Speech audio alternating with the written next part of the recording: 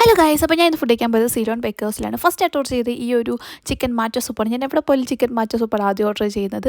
പക്ഷേ ഇവിടുത്തെ chicken മാച്ചോ soup എനിക്ക് അത്ര അങ്ങോട്ട് ഇഷ്ടപ്പെട്ടില്ല. ഭയങ്കര സ്പൈസിയാണ്, പക്ഷേ ഒരു ടേസ്റ്റ് ഇല്ലായിരുന്നു.